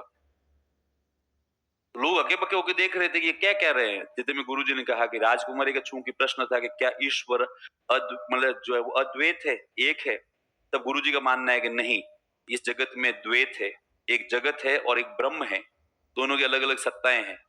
तब सब इंप्रेस हो गए। तो फिर वो जो राजकुमारी कहती है कि अच्छा तो क्या आप पंचभूत में विश्वास करते हैं। तब कालिदास जी ने देखा कि अच्छा इस बार छोरी 5 अंगुलियां दिखा रही है। तो गुरु जी एकदम कालिदास जी गुस्सा आ गया, कालिदास जी ने गुरु जी की तरफ देखा और देखो गुरु जी आज छोरी मन 5 अंगुलियां दिखा रही है, मतलब इस बार इसने दी मेरे 5 अंगुलियां, मैं मुक्का मारूंगा इसको, खींच के दांत तोड़ दूंगा इसके सारे। अब सब देख रहे हैं गुरु जी की तरफ। गुरु जी ने कहा चूंकि राजकुमारी का प्रश्न ये था क्या 5 तत्व 5 एलिमेंट्स होते हैं। तब गुरु जी कहते हैं निसंदेह 5 एलिमेंट्स होते हैं, और जब ये 5 तत्व आपस में संगठित होते हैं तो उससे ही जगत का निर्माण होता है, उससे जगत का क्या होता है, निर्माण होता है। अब सब इंप्रेस हो जाते हैं, उन्होंने कहा गुरु जी महान विद्वान है। फिर मतलब फिर ऐसे ही कुछ प्रश्न पूछे गए तो सब इंप्रेस हो गए। तो फिर उन्होंने कहा बिल्कुल सही है साहब, तो साहब वो शादी करवाओ। अब जैसे है ना शादी की बात ये हुई, शादी चल ही रही थी, तब एकदम से गुरु जी आते हैं कालिदास जी के पास में। कालिदास जी कहते हैं जैसे ही तेरी शादी हो उसके बाद में बोलना। कालिदास जी ने कहा वो बोल लूंगा और गुरु जी वहां चुपचाप अपने क्या है आश्रम में आ गए। अब कालिदास जी की शादी उस राजकुमारी के साथ में हो गई, ठीक है। अब जब मतलब शादी हुई, शादी होने के बाद जैसे कालिदास जी बोले तो फिर पता लगा कि ये कोई विद्वान और कोई कोई है ना कोई तपस्वी व्यक्ति नहीं, एक महामूर्ख व्यक्ति है। तब राजकुमारी सब समझ गई गुरुजी ने एक्चुअली बदला लिया है। क्या लिया है, बदला लिया। इसलिए राजकुमारी वहां से सीधे गुरुजी के आश्रम में जाती है, गुरुजी वहां बैठे होते हैं, राजकुमारी उनके सामने जाकर बैठती है और फिर वो जो राजकुमारी कहती है कि मैं मानती हूँ मुझसे गलती हुई, मैंने मेरे पिता तुल्य गुरु का अपमान किया 2-3 बार, ठीक है, और इसका मुझे अफसोस भी है और मैं बहुत लंबे समय से आपसे माफी मांगना भी चाहती थी, लेकिन कभी मौका मिल ही नहीं पाया, आप मिले ही नहीं। जब आप मिले उस दिन तो भी आप इतने गुस्से में थे कि आप मुझसे बात करना भी नहीं चाह रहे थे, इसलिए मुझे लगा मैं शायद आपसे बाद में बात करूं। आपने मेरी शादी जिससे करवाई है वो आप भी जानते हो और मैं भी जानती हूँ वो कौन है, वो एक महामूर्ख है। पर मैं चाहूं तो इसी समय उसका त्याग कर सकती हूँ, उसको अपने घर से बाहर क्या कर सकती हूँ, निकाल सकती हूँ। मैं मेरा जीवन यापन वैसे ही कर सकती हूँ जैसे मैं चाहती हूँ, पर अब मैं ऐसा नहीं करूंगी। आपने मेरी शादी उस मूर्ख से करवाई है, इसलिए मैं मेरा पूरा जीवन उसी मूर्ख के साथ में व्यतीत करूंगी और ये मान के करूंगी कि वही आपका आशीर्वाद है, वही आपका क्या है, आशीर्वाद है। और ऐसे करके राजकुमारी आंखों में आंसू आ जाते हैं। जैसे ही राजकुमारी आंखों में आंसू आते हैं तो चूंकि उनका रिश्ता इतना गहरा था कि गुरुजी एकदम से भावुक हो जाते हैं, रोने लग जाते हैं। गुरुजी मन ही मन सोचते हैं कि चलो ये तो टाबर है, बच्ची है, इसने तो बचपन में मेरे साथ बदतमीजी कर ली, पर मैंने जो इसके साथ में किया क्या वो वाकई सही है। तो गुरु जी गातो अपनी गलती का एहसास होता है और कहते हैं कि मैंने तो इस बच्ची से भी बुरा कृत्य किया है, इतना भयंकर बदला लिया। और वो गुरु जी भी एकदम से भावुक हो जाते हैं और कहते हैं देख मैंने तेरा जीवन बर्बाद किया है, इसलिए अब तेरा जीवन संवारूंगा भी कौन, मैं ही संवारूंगा, इसलिए तू चिंता मत कर। तू रहेगी उसी व्यक्ति के साथ में, जीवन भर रहेगी, पर कोई नहीं कहेगा तुझे कि तू इस जगत के सबसे महामूर्ख व्यक्ति के साथ में रह रही है। सब यही कहेंगे कि तू इस जगत के सबसे महाविद्वान व्यक्ति के साथ में रहती है। और गुरु जी जाते हैं कालिदास जी को पकड़ते हैं, कालिदास जी पकड़ के चल मेरे साथ। कालिदास जी के अब कहाँ लेके जा रहे हो मेरे को, कि आश्रम में। कहाँ लेके जा रहे हैं, आश्रम में। और फिर कालिदास जी को आश्रम में लेकर आए। गुरु जी ने इतनी कठिन तप करवाया, इतना कठिन तप करवाया कि अपने अपने समय का सबसे महामूर्ख व्यक्ति, सबसे महान विद्वान लेना व्यक्ति बनकर क्या है, उभरा। तो वही था। तो उनके बारे में एक वो जो चीज वो बाद में बहुत हिट हुई और अपने आप पे पूछा भी जाता है करत, देखें।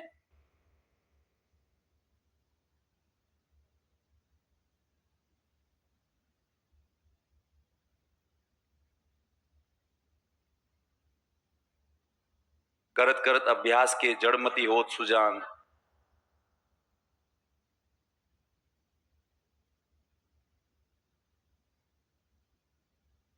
हो या होत है ना, दोनों अलग अलग जगह मिलता है।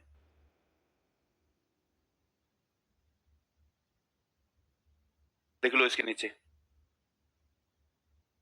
ये आता है हिंदी के पेपर में।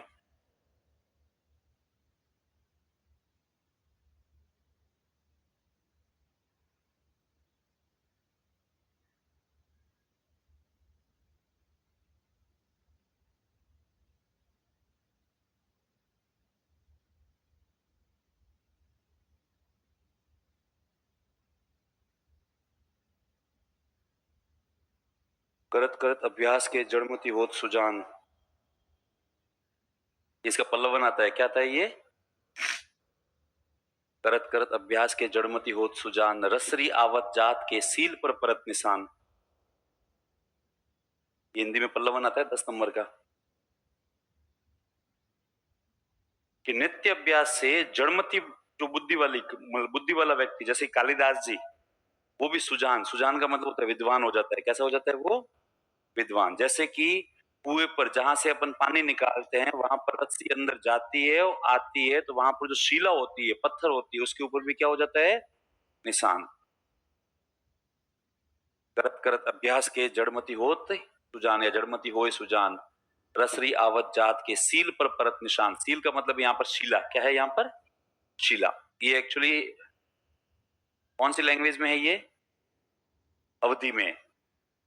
इसलिए रसरी का मतलब यहाँ पे रस्सी है, आवत जात का मतलब आना जाना, सील का मतलब शीला, निशान का मतलब, ठीक है। ये कालिदास के संदर्भ में कहा गया है। किसके संदर्भ में कहा गया है ये? कालिदास। फिर लिखे आगे नेक्स्ट।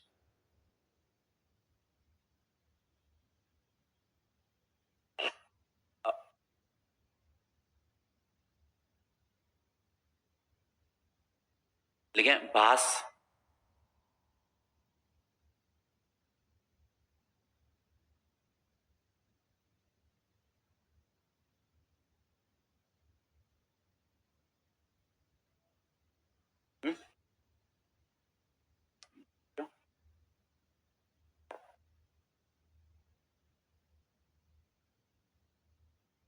कौन मांग रहा है?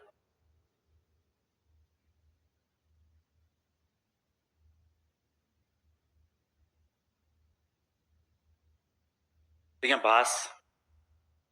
हाँ दूसरे कवि है ना।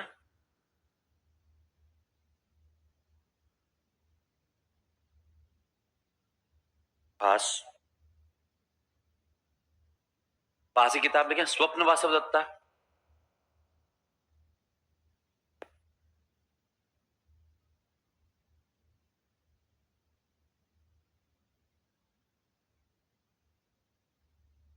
भास स्वप्न वासव दत्ता।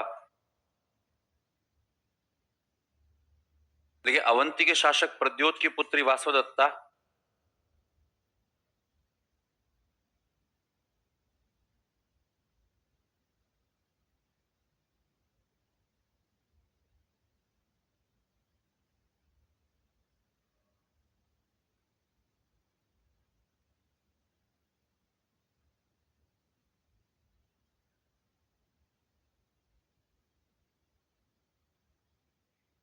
अवंती के शासक प्रद्योत की पुत्री वासवदत्ता और वत्स के शासक उदयन की कहानी।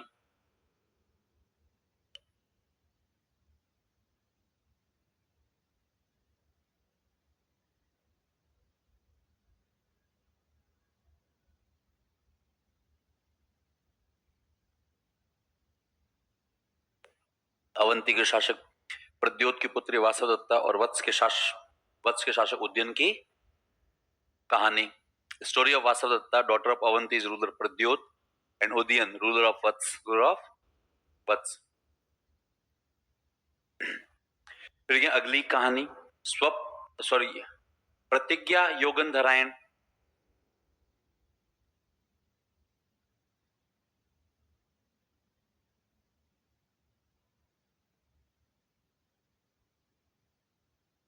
प्रतिज्ञा,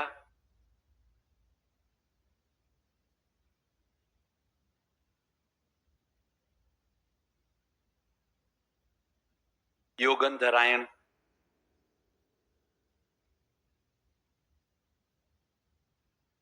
क्या कुछ कहा आपने? प्रतिज्ञा, योगंधरायण,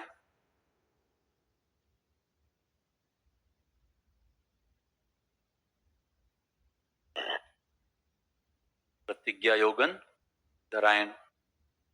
ठीक है, स्वप्न वासवदत्ता की पिछली कड़ी, स्वप्न वासवदत्ता की पिछली कड़ी, द प्रीक्वल ऑफ स्वप्न वासवदत्ता, द प्रीक्वल ऑफ स्वप्न वासवदत्ता,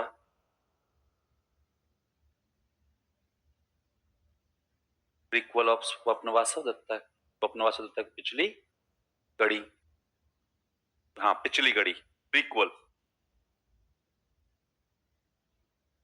स्वप्न वासवदत्ता की पिछली कड़ी, एक तो होता है आगे की कड़ी, आगे की कड़ी को बोलते हैं सीक्वल, और एक होता है पिछली कड़ी, उसको बोलते हैं प्रीक्वल। क्या बोलते हैं उसको?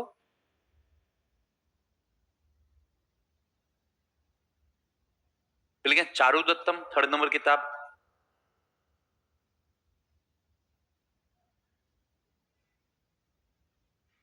चारुदत्तम,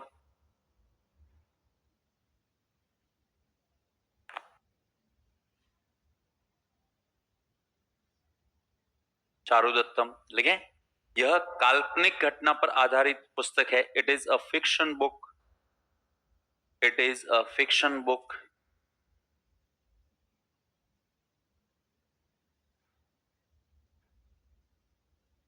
यह काल्पनिक घटना पर आधारित पुस्तक है।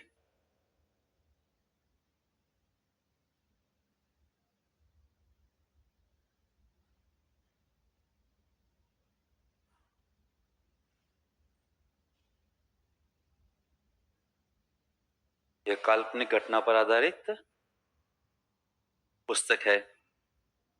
It is a fiction, it is a fiction. Bhasa है, जो भास की तीन किताबें हैं, भास की कितनी किताबें हैं? तीन। ठीक है, तो स्वप्न वासवदत्ता है, इसमें ये प्रद्योत नाम पहले सुना हुआ है। प्रद्योत की चिकित्सा के लिए बिंबिसार एक व्यक्ति को भेजता है, जीवक। किसको भेजता है? जीवक को। कहां भेजता है? प्रद्योत की राजधानी उज्जैन। ठीक है, जीवक की चिकित्सा कहां से हुई थी? तक्षशिला से हुई थी। तो बस यही वो प्रद्योत है। और एक ये जो वत्स के शासक उदयन के बारे में अपन लोगों ने पढ़ रखा है जैनिज्म में। देखो, एक तो वो है बिंबिसार, बिंबिसार का बेटा अजाशत्रु, अजाशत्रु का बेटा उदयन। एक ये है वत्स का राजा उदयन। वो उदयन और ये उदयन दोनों अलग अलग है। दोनों क्या है? अलग अलग है। ठीक है, तो ये यहाँ पर जो उदयन है वो एक्चुअली बिंबिसार के पैरेलल है, बिंबिसार से या फिर अजाशत्रु के पैरेलल है। और वो वत्स का राजा है, और वो किस धर्म का अनुयायी है? जैन। मतलब हालांकि उदयन वैसे दोनों ही जैन धर्म के अनुयायी थे। तो ये प्रद्योत की बेटी वासवदत्ता, उसकी एक कहानी है। ठीक है, अब उसकी पिछली कड़ी है, वो है प्रतिज्ञा योगंधरायण, प्रतिज्ञा योगंधरायण। और एक और किताब है इसकी, वो है चारु दत्तम। इन सब कहानियों की एक छोटी छोटी कहानी है, पर मैं मतलब आपको रोज एक एक के बारे में बताऊंगा। अभी तो आप एक बार लिख दो, आज एक बता दिए। चलिए नेक्स्ट। अब सारे सिंगल लाइनर है। अमर सिंह, अमर सिंह की किताब लिखे अमरकोश।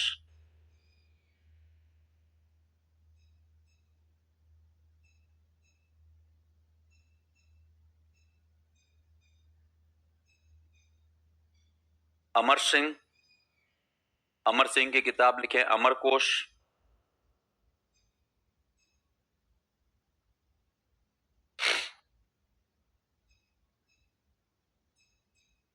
अमर सिंह की किताब कौन से लिखेंगे? अमरकोश। चलिए चंद्र गोमिन,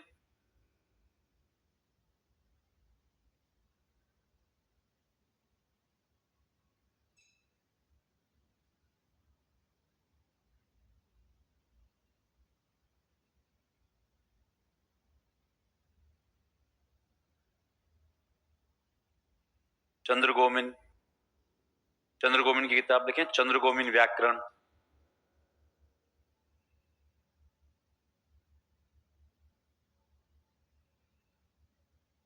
वात्स्यायन,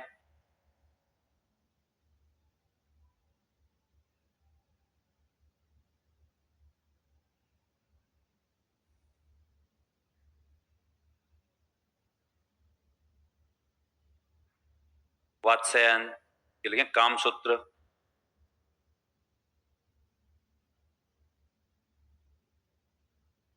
चलिए वत्स भट्टी या वेताल भट्टी, और सॉरी विष्णु शर्मा, वेताल भट्टी बाद में, पहले विष्णु शर्मा,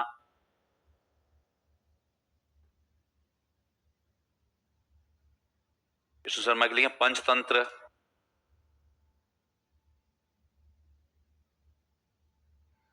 पंचतंत्र, पंचतंत्र के विषय वस्तु लिखे नीचे, कूटनीति, ये कंटेंट है, विषय वस्तु है ना, कूटनीति स्लैश राजनीति,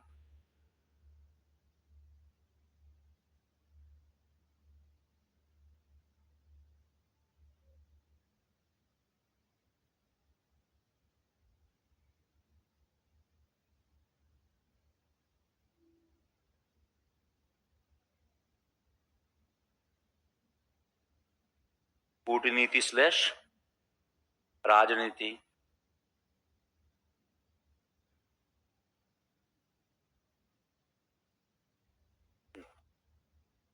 ठीक है। नेक्स्ट वत्स भट्टी या वेताल भट्टी,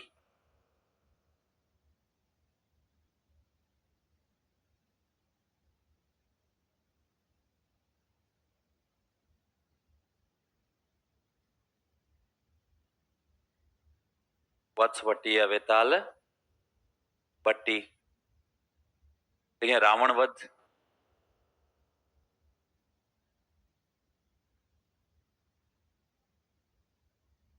रावण वध,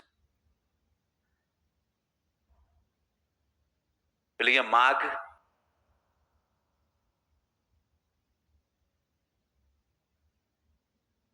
माघ, माघ का लिखें, यह कवि भीनमाल के थे, ही वॉज फ्रॉम भीनमाल,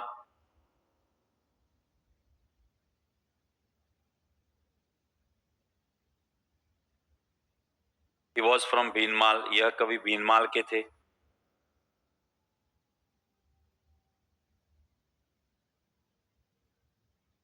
माघ की किताब लिखें शिशुपाल वध,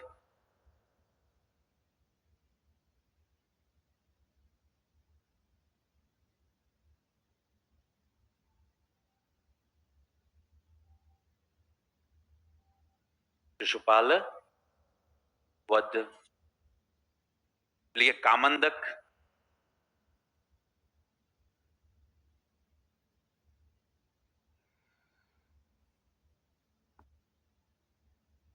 कामंदक के लिए नीतिसार, क्षेमेंद्र के लिख लो, यदि लिख लिया काटना मत वापस, व्रत कथा मंजरी, वो पहले लिखा हुआ इसलिए मैंने काट दिया था। कामंदक की नीतिसार और क्षेमेंद्र की व्रत कथा मंजरी, व्रत कथा लिखी लो सभी, हाँ व्रत कथा मंजरी,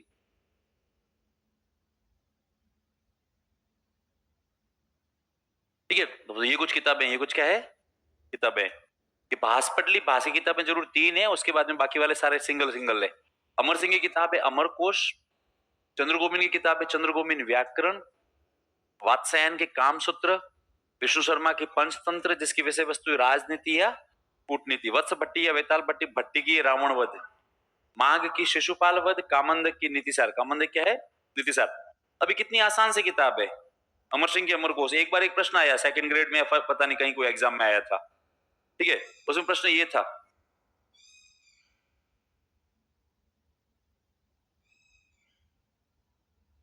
चार किताबों के नाम दिए हुए थे और क्या गुप्त काल की पुस्तक है, दो तो मतलब इजीली कट रहे थे सबसे। अब एग्जैक्टली चारों नाम कौन से थे मुझे नहीं पता, लेकिन मैं कुछ नाम लिख रहा हूं यहाँ पे। एक था सिंपल सा जो है वो था कि गुप्त काल की किताब है,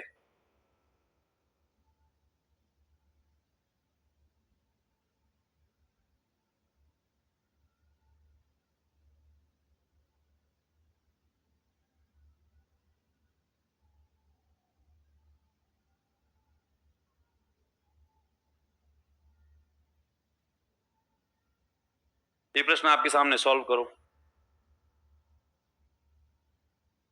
इसमें गुप्त काल की किताब है, गुप्त काल की पुस्तक है।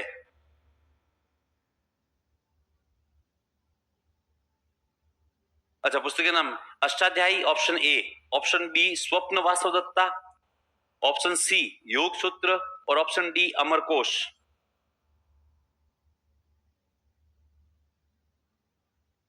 इसमें से गुप्त काल की किताब है, चलो कौन कौन सी नहीं है वो बता दो। जब ऐसा प्रश्न आए तो सबसे पहले एलिमिनेट करो। अच्छा, अष्टाध्याय किसी किताब है? पाणिनि की। पाणिनि किसके समकालीन है?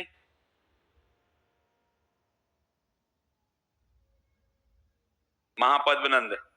योग सूत्र किसी किताब है? पतंजलि। किसके समकालीन? पुष्यमित्र शोंग। पुष्यमित्र शोंग। इसका मतलब ये किताब नंद वंश के समय की है और ये शोंग वंश के समय की है। अब प्रश्न है, गुप्त काल की पुस्तक है? ये सवाल एक बार आया हुआ था। ये दो तो मैंने ऐसे मुझे कोई से भी लिख लिए, मुझे भी नहीं पता कौन से थे। जो लोगों में कंफ्यूजन क्रिएट किया वो उन दोनों किताबों में, वो दोनों यही ऑप्शन थे, स्वप्नवासा दत्ता और अमरकोश। जब आप नोट्स को लिखोगे तो नोट्स में दोनों यही लिखी हुई है, स्वप्नवासा दत्ता भी है गुप्त काल में लिखी हुई है और अमरकोश भी यही लिखी हुई है।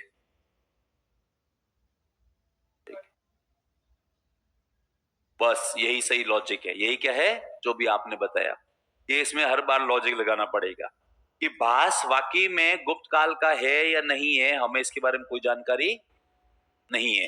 क्योंकि भास जिसके ऊपर किताबें लिख रहे हैं वो सारी किताबें मौर्य काल से भी 200-300 साल पहले, ठीक है, धार्मिक क्रांति के समय की है, बिंबिसार के समय की है, हर्यक वंश के समय की है। इसका मतलब हो सकता है या तो उस समय हुए हो, या उसके 100 साल बाद में हुए हो, या उसके 500 साल बाद में हुए हो, या गुप्त काल में हुए हो, या हो सकता है गुप्त काल के भी 300 साल बाद में हुए हो। अब वाकई में भास किस समय हुए हैं, स्वप्नवासा दत्ता के लेखक भास किस समय हुए हैं, हमको उसके बारे में कोई जानकारी नहीं है। लेकिन अमरकोश के राइटर अमर सिंह है, और अमर सिंह तो 100% गारंटी है कि गुप्त काल में है, क्योंकि नवरत्नों में शामिल है। नवरत्नों में क्या है शामिल, इसलिए इसका सही जवाब है डी, अमरकोश। बहुत सारे स्टूडेंट इसको सही कर पे भी आए और कुछ मतलब गलत भी करके आए। एग्जाम खत्म होते ही बहुत सारे स्टूडेंट्स के मेरे पास मैसेज आए कि सर इसमें सही ऑप्शन कौन सा होगा, एक्चुअली गलती से दोनों ही ऑप्शन सही आ गए, तो क्या ये सवाल डिलीट होगा? तब मैं कहता हूँ ऐसा नहीं है, हर सवाल डिलीट होता है। कई बार लॉजिक लगाने पड़ते हैं, क्योंकि यहाँ पर ऐसे बहुत सारे राइटर है जो एक्चुअली गुप्त काल के नहीं है। और अपन ऐसे कैसे लिखेंगे कि एक ही राइटर हुआ है, ये 8वीं शताब्दी में हुआ है, या ये कोई राइटर हुआ है ये 10th सेंचुरी में हुआ है। जैसे अपन ने कहा क्षेमेंद्र, क्षेमेंद्र जो 10th सेंचुरी में, गुप्त काल खत्म होने के 500 साल बाद में, ठीक है, पर अपन इसको अलग तो कहीं लिख नहीं पाएंगे, इसलिए इसको यही लिखते हैं। इसलिए ये मतलब नॉलेज प्लस रीजनिंग के सवाल होते हैं। नॉलेज प्लस क्या होते हैं? ये रीजनिंग। ठीक है, नेक्स्ट। शूद्रक राइट का नाम, बाकी इसमें ज्यादा कुछ है नहीं। तो अमर सिंह के प्रश्न कभी आएगा तो ऐसा ही आएगा, चंद्रगोविंद व्याकरण का आएगा सेम वैसा ही आएगा, वात्स्यायन का कामा सूत्र है, विष्णु शर्मा के अंदर पंचतंत्र है। अच्छा, पंचतंत्र में कूटनीति क्यों है? कहाँ है कूटनीति? सिद्ध करो।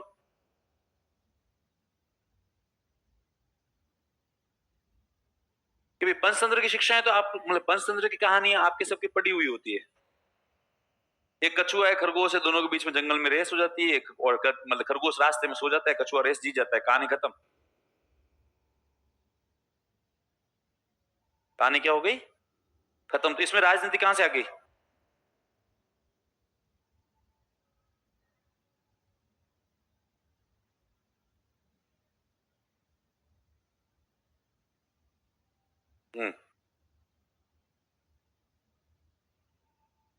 क्या क्या कह रहा था मैं? प्रश्न क्या था?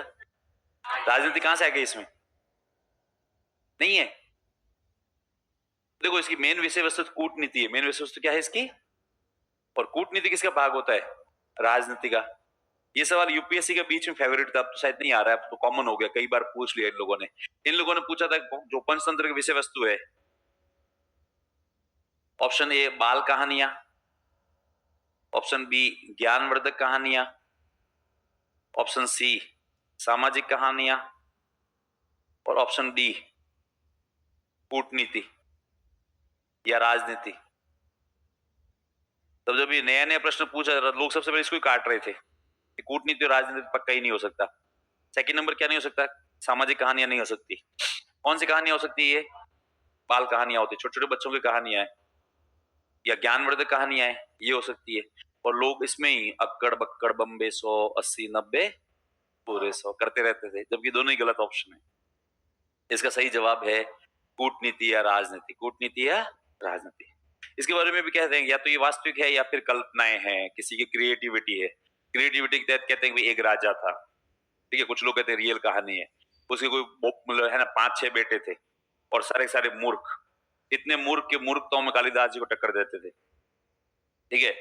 वो टाबर धीरे धीरे बड़े होते जा रहे थे, बड़े मतलब वो बहुत ज्यादा बड़े नहीं, लेकिन फिर भी अब उनके पढ़ने लिखने की उम्र हो गई थी, 5-6-7-8 साल के हो रहे थे। लेकिन राजा जब पहले को देखता तो राजा कहता यार ये मूर्ख है, सेकंड को देखता तब राजा को लगता है पहला वाला फिर भी ठीक था, थर्ड को देखता है तो राजा को लगता है दोनों फिर भी क्या है, ठीक है।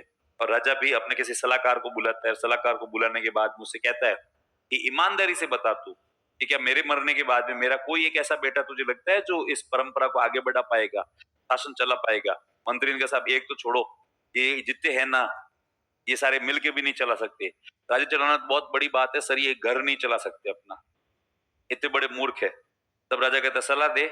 उसने सर पहली सलाह तो ये कि कोई योग्य लड़का आपके परिवार में, परिवार से बाहर कहीं से भी लेके गोद लो, उसको अपना उत्तराधिकारी घोषित करो। दूसरा, चूंकि आपके बेटे हैं तो आपका उत्तरदायित्व खत्म नहीं हो जाता, अच्छे गुरु को लाओ, इनको पढ़ाने का प्रयास करो, क्या पता कोई पढ़ भी ले। तो इस बात पर राजा ने कहते हैं इश्तिहार दिया, मतलब ऐड दिया कि मेरे बेटे को पढ़ाने के लिए गुरु की आवश्यकता है। गुरु जी ने जो जितना एक्सपर्ट प्रोफेशनल गुरु था उसको हायर किया। वो आया 4 दिन में भाग गया, नया गुरु आया 6 दिन में भाग गया, कोई गुरु आया 1 दिन में भाग गया, कोई आया टिका 6-7 दिन में वो भी भाग गया। राजा सबसे कहता है वेतन तो लेके जाओ, तब सारे टीचर कहते हैं सब किस बात का लेके जाएं, कुछ थोड़ा बहुत सिखाया हो तो लेके जाएं। तो राजा के तुमने प्रयास तो करो। उन्होंने कहा सर प्रयास, बुरा मत मानना सर आपके बेटे हैं, वरना ये इतने मूर्ख है कि आदमी यदि मेहनत करे तो भैंस को पढ़ा सकता है, लेकिन इनको पढ़ा नहीं सकता। राजा ने कहा ऐसा क्या हो गया कि हमने इनको इतने दिन से ये प्रयास कर रहे थे कि ये राजा है, तो ये कहते हाँ ठीक है। तब हम कहते समझ में आया क्या, तब उन्होंने हाँ समझ में आ गया ये जो राजा है। फिर हम कहते ये जो राजा है ना ये तुम्हारा पिता है, तो ये हमारी तरफ देखते हैं, कहते सर कंफ्यूज मत करो, सही बताओ ये राजा है पिता है ना, कभी कहते हो राजा है कभी कहते हो क्या है पिता है, हम इसको ये समझा नहीं पा रहे हैं। तब कहते सारे टीचर भाग रहे थे, तो फिर लास्ट में राजा के बेटों को पढ़ाने के लिए कोई तैयार नहीं था। जब कोई तैयार नहीं था तो फिर राजा की टेंशन बढ़ गई। तो फिर राजा ने एक दिन अपने मंत्री से कहा यार क्या करें। तो मंत्री ने कहा साहब ये जो पहले दिन हमने कहा था ना कि बच्चों को पढ़ाने के लिए गुरु की आवश्यकता है, एक टीचर आया था उसके पास अनुभव नहीं था इसलिए हमने उसको रिजेक्ट कर दिया था, कहे तो उसको बुलाएं, और उसको जॉब की सख्त आवश्यकता थी, क्या पता वो मान जाए इनको पढ़ाने के लिए। गुरुजन का बुलाओ उसको। तब उस टीचर को बुलाया गया, उसका नाम था विष्णु शर्मा। क्या नाम था उसका, विष्णु शर्मा। वो बेरोजगार था और उसको जॉब की आवश्यकता थी। विष्णु शर्मा ने सुन रखा था राजा के बच्चे मूर्ख है, उसने कहा है तो है, कम से कम सैलरी तो आएगी। विष्णु शर्मा आता है, सैलरी लेता है, बच्चों को पढ़ाता है। राजा खुश इसलिए था कम से कम बच्चों को लेके बैठ रहता है सुबह से लेकर शाम तक, ताकि राजा घर में शांति रहती है। इधर वो बच्चों को दिन भर एक्सपेरिमेंट करता, कभी मतलब है ना छत पे ले जाके पढ़ता, कभी खुले में पढ़ता, कभी खेलते खेलते पढ़ाता, कभी सोते सोते पढ़ाता, हर तरीके से पढ़ा रहा था, लेकिन राजा के बच्चों को कुछ भी समझ में नहीं आ रहा था। अब वो विष्णु शर्मा माथा फोड़ लिया कि भगवान क्या बताऊं इनको, क्या समझाऊं इनको, कुछ ही समझ में नहीं आ रहा है। और एक दिन उनको घुमाते घुमाते घुमाते घुमाते राजा पता सॉरी विष्णु शर्मा क्यों उनको वन में ले गया, और वन में ले जाती मतलब उसने विष्णु शर्मा ने एक और एफर्ट किया बच्चों को समझाने का। उन्होंने कहा बच्चों तुम्हें ये दिख रहा है सामने, बच्चों ने कहा हाँ, ये तुम्हें पता है ये वन है। बच्चों ने कहा मतलब वन क्या होता है। उसने कहा वन वो जगह होती है जहां पर खूब सारे मतलब पेड़ पौधे और झाड़ियां होते हैं। तो उन्होंने कहा हाँ। तो विष्णु ने क्या समझ में आया तुम्हें। उन्होंने कहा कि हमें ये बात समझ में आ गई कि ऐसी भूमि है, ऐसी जगह जहां पर खूब सारे पेड़ पौधे झाड़ियां वगैरह होते हैं, वो क्या होता है, वन होता है। प्लस उन्होंने कहा सुनो उन पेड़ पौधों झाड़ियों में बहुत सारे पशु पक्षियों का निवास स्थान भी होता है। बच्चों ने कहा हाँ। उसने कहा क्या समझ में आया कि ऐसी जगह जहां पर खूब पेड़ पौधे झाड़ियां और पशु पक्षी रहते हैं उसको हम लोग वन या जंगल कहते हैं। विष्णु शर्मा का शाबाश चलो वरना ओवरडोज हो जाएगा, कल आएंगे वापस। विष्णु शर्मा उन सर वो क्या है वापस ले गया। नेक्स्ट डे वापस लेके आया और कहा कि तुम्हें पता है ना कल वाली बातें। तब बच्चों ने पूरी बातें बता दी, यहाँ ऐसी जगह जहाँ पेड़ पौधे झाड़ियां पशु पक्षी होते हैं वो क्या होता है, जंगल होता है। तुम्हें पता है इन जंगलों में एक जानवर होता है उसको कहते हैं शेर, और वो शेर इस जंगल का राजा होता है, सबके ऊपर शासन करता है। बच्चों को समझ में आया, बच्चों ने कहा बिल्कुल समझ में आ गया। विष्णु शर्मा ने कहा चलो आज के लिए इतना बहुत है, आगे आएंगे वापस कल। कल लेके आया वापस, उनको कहा कि तुम्हें पता है इनमें और झाड़ियां जो होते हैं उसमें खरगोश और कुछ 10-15 नाम बताए। बच्चों सारे नाम याद कर लिए।